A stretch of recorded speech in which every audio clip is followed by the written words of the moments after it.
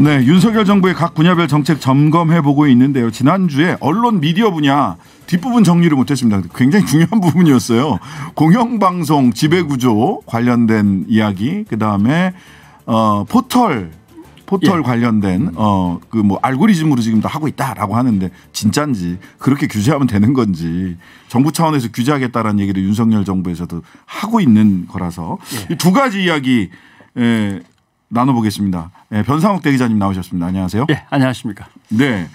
자, 지난번에 공영방송 지배구조 이야기를 하다가 종편은 규제화나 공영방송에는 책임 부과 이렇게 크게 정리를 해 주셨어요. 일단 큰 틀에서 윤석열 정부의 미디어 정책은 그동안 방송 산업단체를 좀 올가매고 있던 규제를 대폭 완화하겠다라고 하는데 이제 내용을 보면 종편 쪽은 대폭 완화해 주는 게 맞는 것 같은데 그러면 또 공공 책임은 강화하겠다 그러면 그건 종편을 강화하겠다는 거냐? 그건 또 지상파를 향해서 공적 책임을 강화하겠다. 이렇게 나온단 말이죠. 그 이제 흐름 속에서 하나 툭 튀어나온 게 당장 TBS 서울 시민의 방송은 교육방송으로 만들어버릴까? 뭐 이런 게 이제 얘기가 나오는 거죠. 네네, 그렇습니다. 사실 독립된 미디어 법인이면 국가가 더군다나 부여한 주파수 채널을 갖고 있으면 주파수를 주고 채널을 줄 때 허가한 사항이 있는데 그대로 유지가 돼야 되는데 사실 TBS의 이사회도 그렇게 바꿀 수 있는 게 아니거든요. 그렇습니다. 이사회를 하더라도. 그런데 외부에서 시청에서 시의회에서 막 바꿔버릴까 이렇게 한다는 거는 아직은 글쎄요. 확실하게 계획이 드러나는 건 아닙니다만은 문제가 있죠. 유일하게 들여다볼 수 있는 데가 방송통신위원회에서 설립 취지에 맞게 운영되느냐 이런 거는 방송통신위원회에서 들여다볼 수 있는 거 아니에요? 방송통신위원회가 누군가의 감독 하에서 공적인 책임을 다할 때 이제 해당되는 얘기지 그것도 옛날에 이명박 정부 시절에 이명박 대통령의 자칭 타칭 형님이라고 하시는 또 최모모 최시중 방통위원장이 막 휘두르는 거 이런 건 또 안 되는 거죠. 그럼요. 그 이명박 정부가 그 사실 보수 시민한테 종편의 길을 열어줬잖아요.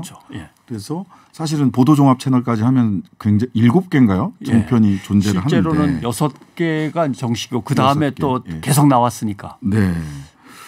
근데 여기서 이 더 과감하게 그 규제를 풀어서 더 방송에 진출할 수 있게 자본이 말하자면 돈 가진 사람들이 기업들이 진출할 수 있게 열어주겠다.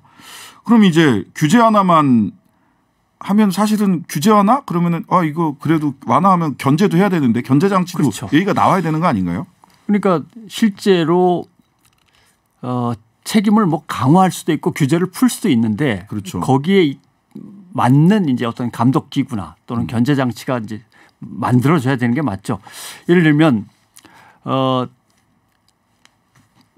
자산이 예를 들면 총액이 10조 원 이상의 대기업들은 그동안 지상파 방송 및 지상파 방송을 운영하는 광고회사 미디어랩이라고 미디어랩이요.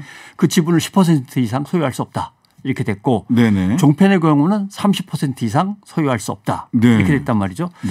그래서 사실은 이렇게 되니까 우리도 재벌에 대해서 재벌이 돈을 많이 버는 어떤 구조에서 그 대신 시장을 공정하게 참여하고 공정하게 거래를 하는 규제를 금융감독원이든지 뭐 공정거래위원회든지 반드시 하게 돼 있거든요.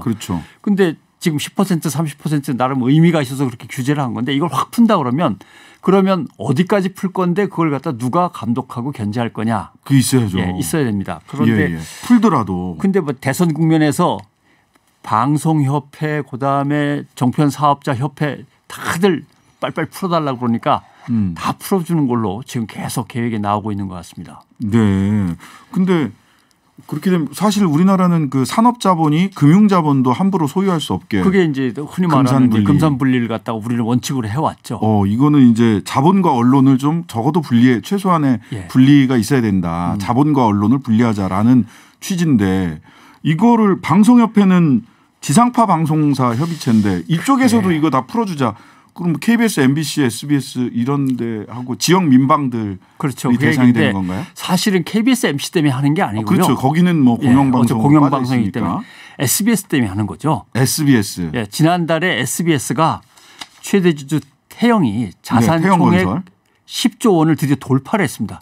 그럼 SBS 10% 이상 가지면 안 되는? 아까 얘기한 그 10%, 30% 이런 지분에 이제 걸리는 거죠. 예. 그래서 지상파 방송 광고 담당 미디어랩의 지분 10% 이상을 이미 넘겨서 갖고 있는데 대기업으로 이제 분류가 되기 시작하니까 물론 뭐 옛날에 10조 원 규정 만들 때 하고 지금의 10조 원 화폐 가치가 너무 이제 달라졌기 때문에 이걸 좀 올려줄 필요는 있습니다.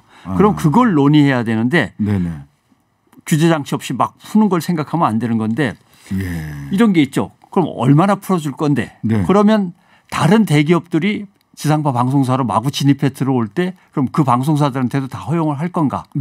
SBS만 독과점으로 뭔가 유지를 하려고 하는 건가? 이런 것들도 있고요. 근데 아까 말씀드린 대로 기업이 그럼 자율 규제를 할 수 있는 수준인가? 이것도 봐야 되거든요. 그것도 봐야 되고 독과점 방지책도 나와야 되고 더군다나 지상파 방송은 국가의 전파, 국가의 자산인 전파를 빌려 쓰는 입장인데 그렇습니다. 공공성을 담보할 수 있는 어떤 장치나 약속이 전혀 없이 풀어달라는 대로 풀어주는 것도 문제가 있고 근데 결국 이걸 물어봐야죠. 그래서 풀어주면 국민들한테는 뭐가 돌아오는데 라고 하는 질문이 필요합니다. 그렇죠. 그리고 국회가 따져서 물어보고 풀어줄 건지 안 풀어줄 건지를 이제 결정해야 되는데 정부는 풀어주는 걸로 자꾸 정책을 이제 몰고 가는 것 같고 결국 공급자 사업자 중심의 방송 정책이 계속 펼쳐질 거다. 결국 미디어 방송, 미디어 중에서 특히 신문은 이미 뭐 다 틀린 거지만 방송은 그래도 공공의 소유였는데 이 방송을 자본 돈 있는 쪽으로 확실하게 밀어주는 거 아니냐 이제 그 문제가 제기되고 있는 거죠. 그러니까 그냥 일반 그 자본이나 시장 일반 기업의 규제를 완화해서 뭐 시장을 활성화하고 경쟁력을 높이겠다라는 것과 같은 논리로 언론을 보면 안 되는 거잖아요. 그렇죠. 왜냐하면 여론 형성의 문제도 있고요. 그럼요. 공적인 책임. 언론이라는 게 약간 모순된 본래 구조거든요. 왜냐하면 기업으로 운영이 되지만 책임만큼은 항상 공공의 책임을 갖고 있으니까. 그런데 그 균형을 맞춰야 되는데 이걸 언론이 지금 안 맞춰서 국민의 비난을 온통 덮어 쓰고 있는 판인데 풀어주는 것만 생각한다 그러면 안 되는 거죠. 그러니까 사실 이렇게 되면 과거에 80년대는 소위 보도 지침이라고 해서 정보기관과 정권이 권력이 언론을 장악하고 일일이 뭐 이렇게 기사의 사이즈까지 크기까지 다 규제를 했다면 지금 말씀대로라면 결국은 언론이 자본에 잠식당하고 자본의 지배하로 들어가는 게 아니냐라는 걱정을 할 수밖에 없을 것 같은데요. 그 걱정이 이제 1990년 정도부터 계속 나왔던 걱정인데 사실 그동안 상당히 진행이 돼서 자본의 지배를 받습니다. 제가 한번 오늘 뽑아봤습니다. 방송 중에 기업체가 운영하는 게 뭐가 있나. 존칭을 생략하겠습니다. 그냥 회사 이름들만 부르겠습니다. SBS는 태영. 건설회사.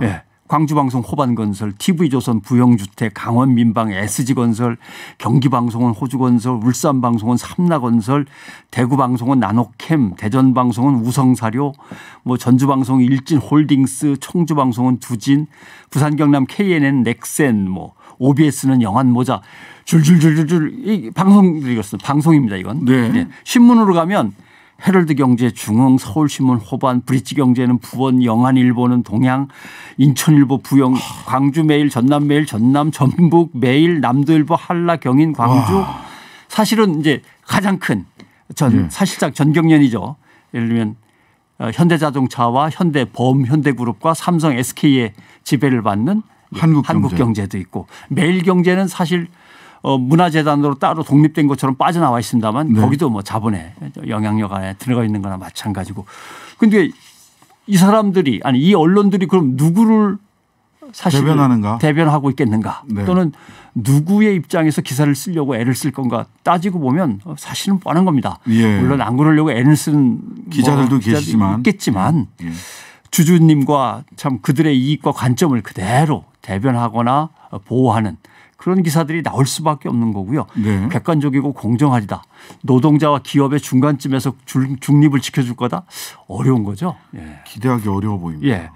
그런데 이제 종이신문은 어차피 사라져가고 있는 중인데 인터넷 신문은 정체돼 있고 이제는 방송을 이런 자본한테 더 확실하게 열어주겠다.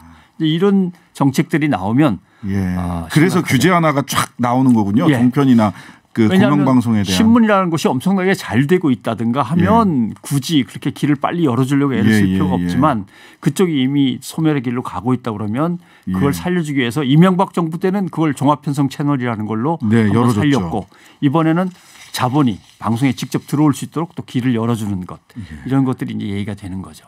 궁금한 게요. 여기 저도 이렇게 쭉 정리를 해 주셔서 처음 봤는데 방송사들도 그렇고 신문사들도 그렇고 한 7, 80% 거의 8, 90%가 건설회사 소유로 보여요. 왜 이렇게 건설회사는 언론을 소유하고 싶어 하는 겁니까? 글쎄요. 뭐 명예를 훼손하는 게 될지 몰라서 지금 얘기하기가 쉽지는 않은데 경험상 취재 경험상 보면 건설 토건회사들이 걸리는 게 많습니다. 매연, 사고 뭐 이런 거 있잖아요. 환경, 산재. 그렇죠. 그다음에 그래서 이제 보장 보험성으로 언론을 하나 갖고 있으면 함부로 지방 정부가 못 친다. 그렇죠. 지방 정부나 감독청에서 함부로라기보단 뭐 정확하게 못 하고. 정확하게. 그다음에 그 언론사가 자기를 주주인데 비난할 리는 없는데 타 언론사도 타 언론사의 카르텔 안에 들어가는 거구나. 주주니까 조심하죠. 왜냐하면 자기도 어차피 건설사 소속이니까. 결국 서로가 서로를 봐주게 되는 거죠. 서로 손가락질하는 A가 서로 B를 봐주자. 세게 쳤다 그러면 B는 이거 동종업계에서 너무하는 거 아니야? 나중에 한번 당신 걸리면 봅시다. 상도이가 아니네 뭐 이렇게 되는 거죠. 그래서 그런 문제들 때문에 그리고 이제 지역의 관청들이나 상공회에서 이런 것들의 어떤 주도권 같은 것도 언론사를 갖고 있는 기업들한테 많이 기울게 되니까 유리한 건 많죠. 이거는 뭐 그러면은 이런 언론사 자본의 언론사 소유 구조 소유 현황을 본다면 기사 중에서 뭐 사실이 아닌 기사 뭐 이런 걸 찾는 것보다는 왜곡되지 않은 기사를 그 언론사의 사주의 입장이 아닌 객관적인 입장에서 쓴 기사를 찾는 게 더 어려운 거 아닌가요? 제가 이제 이름을 얘기한 신문사나 방송사를 보면 다 규모가 큰 것들이거든요. 그렇습니다. 또 사실 돈 있는 기업 측에서 너무 규모가 작아서 그렇게 실효성이 떨어지는 거기를 뭐하러 인수를 하겠습니까? 안 하죠. 그런데 대단히 죄송스럽게도 외람된 말씀이라고 요새 유행하는데 큰 언론사가 기사를 쓰고 작은 언론사는 일일이 취재를 다 못합니다. 기자가 한 예를 들면 10명도 안 된다 그러면 다른 큰 언론사 걸 100개를 쓰는 수밖에 없거든요. 받아쓰기는 그럼 받아쓰기를 하는데 어느 걸 받아쓰겠느냐. 결국 나름대로 경도대에 있는 이런 언론들의 기사를 또 받아쓴다면 전체 언론의 운동장이 얼마나 한쪽으로 확 기울어져 있는가 아마 짐작하실 수 있을 겁니다. 자, 보도 지침과 80년대, 90년대, 80년대에 싸웠다면 지금은 자본의 언론사 지배와 싸워야 되는 거 아닌가. 그 기울어진 운동장을 어떻게 개선할 거냐. 근데 이런 가운데 어쨌든 하나는 그렇게 규제를 풀고 있는데 공영방송 개선 이야기를 지금 하면서 우리 오세훈 서울시장 후보가 TBS 개선 구상 밝혔습니다. 교육방송 형태 개편 방향. 교육방송이 될까요? 저도 이제 다른 뭐 교육 콘텐츠를 준비해야 되나 해서. 뭐 정치교육, 미디어 교육 이런 거 경제교육 이렇게 하면 그건 뭐 정치 경제 사회를 다룰 수 있는 거 아닌가요? 그렇게 생각을 하는데 아무튼 규제를 풀든 책임을 강화하든 간에 민주적이고 공적인 절차를 거쳐야 되고요. 반드시 아까 얘기한 대로 견제와 균형 감독에 대한 감시 장치가 있어야 되고요. 그다음에 언론의 공공성은 뭐 입장이 다르겠습니다만은 저는 뭐 공영방송론자이긴 합니다만은 공공성은 강화되는 쪽이 맞다. 어떻게든 특정 기관이나 특정 정파가 임의로 언론사를 움직일 수 있어서는 안 되는 구조를 만들어야 된다는 거고요. 그다음에 새 정부의 미디어 정책은 말씀드린 대로 규제 완화가 기본 줄기인데 그러면 서울시는 왜 시민들의 정치적인 의식과 정치적인 표현을 규제하려고 하는가? 정부의 입장하고 다른 거 아닙니까? 그것도 이제 조정이 돼야 되는 문제인데. 조금 더 자율성을 주셔야 되는 게 맞는데. 그렇죠. 미디어 정책에서 규제 완화는 돈과 자본에게 베풀어지고 국민의 정치적인 의사표현과 소통의 장은 오히려 규제를 강화한다. 이건 넌센스이자 모순인 거죠. 그다음에 교육방송으로 만들 뿐 시사 교양 정보를 없애겠다고는 난 말을 안 했다. 이렇게 약간 한 발 물러서는 모습도 보입니다마는 아무튼 그건 일단 지켜봐야 될 문제고요. 그다음에 어떻게 보면 과거의 권위주의 정권이 갑자기 생각나는 거죠. 그렇죠. 국민의 자유로운 여론 형성과 정치적인 비판 여론의 형성 이거는 내 꼭 막겠다. 네. 뭐 이런 권위주의 정권 시절에 어떤 방향하고 맞아가는 게 아닌가 해서 걱정이 되는 거고 네. 그다음에 교통방송이라고 자꾸 그러는데 교통 별로 안 하던데. 교통방송 아니에요. 예. 교통방송이 아니에요. 예, 시민의 방송이고 교통방송이 아닙니다. 그러니까 비교해 보면 KBS의 교통방송량하고 TBS의 교통방송량이 이제 거의 비슷합니다. 교통방송이 아닙니다. 그런데 예. 주무 지자체장이 벌써 맡은 지 꽤 됐는데 그걸 모르시는가 봐요. 이해를 못 하신 것 같고 예. 저는 이런 생각을 합니다. 왜 이런 무리한 일을 얘기하냐면 결국 비전과 상상력이 빈곤한 거예요. 예. 이걸 제가 뭐라고 설명드릴 길이 없는데 MBC 좋습니다. MBC 네. 남의 방송 얘기해서 죄송합니다만 네. MBC의 맨 처음 시작은 라디오 서울이었습니다. 예. 서울 대상으로 한 방송이었나요? 예. 1959년 이제 부산 MBC로부터 시작을 해서 네. 넘어왔을 때 서울 라디오 서울이 시작입니다. 문화방송의 사실. 네. 예. 그러면 서울이라고 하는 메가시티에 뭔가 이렇게 지도부를 하면 네. 그래 라디오 서울도 오늘날 MBC가 됐어. 그러면 서울 시민의 방송 TBS는 나중에 뭐가 될까? 네. 뭐 글로벌 메가시티의 대표 방송이 될 수도 있는 거 아닙니까? 네. 네. 아유. 이런 상상력을. 이런 상상력과 비전이 빈곤하니까 네. 말을 안 듣는 것 같아. 네. 또는 우리 정파에 좀 불리한 버드가 많이 나가는 것 같아. 이러면서 눈앞의 것만 자꾸 바라보게 되는데 네. 글쎄요. 뭐 이제 대한민국도 선진국이고요. 서울은 누가 뭐래도 엄청난 메가시티입니다. 메가시티입니다. 예. 메가시티. 글로벌한 비전을 갖고 좀 봐줬으면 좋겠어요. 그 포털 뉴스와 알고리즘 관련해서도 이 규제를 한다고 했었는데 이거를 오늘 또 다 얘기하기가 어려울 것 같고요. 마지막으로 이 윤석열 정부의 언론 미디어 정책을 봤을 때 또 언론 종사자 또는 시민들이 이 부분에 대해서 어떻게 바라보고 또 어떻게 뭐 나름 뭐 적극적으로 시민의 한 사람으로서 본인의 그 표현의 자유 시민들 입장에서는 표현의 자유잖아요. 예. 이걸 좀 증진하기 위해서 또 뭐 어떤 생각을 좀 하고 지켜봐야 될지 정리를 좀 해 주시죠. 일단 제일 중요한 것은 언론을 바라보실 때 산업도 있고 공공의 책무도 있고 두 가지가 항상 균형이 맞아야 된다라고 봐주시면 좋겠고 그 대신 좀 미래지향적이고 글로벌해야 된다. 이런 시각도 좀 갖춰줬으면 좋겠고 그다음에 언론은 그 테크놀로지가 너무 빨리 발전하고 있어서 규제라는 게 불가능합니다. 얼마 전까지만 해도 진짜 그 뭐죠?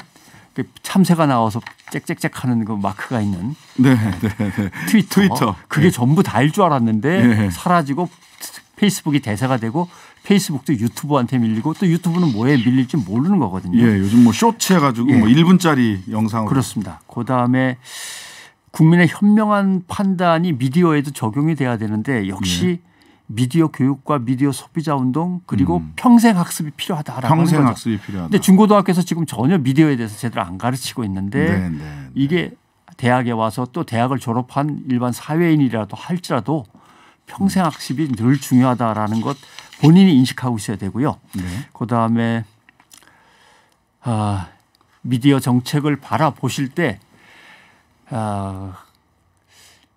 누구의 편에서 저렇게 열심히 뛰는지 그다음에 결국 국민한테는 무엇이 돌아오는지 이 두 가지의 기준은 반드시 갖고 좀 들여다보셨으면 하는 바람은 있습니다. 네. 자, 오늘도 말씀 듣다 보니까 시간이 모자란 게 안타까울 따름입니다. 미디어 정책과 현황 등 중요한 문제가 또 발생할 때마다 또 관심 갖고 지켜보면서 우리 배 기자님 종종 이 자리에서 뵐 수 있기를 기대하겠습니다. 아무튼 뭐 제가 이렇게 나서는 일이 없도록 편안하게 언론계가 흘러갔으면 하는 바람이죠. 예, 오늘 말씀 감사합니다. 고맙습니다. 예, 변상욱 대기자였습니다.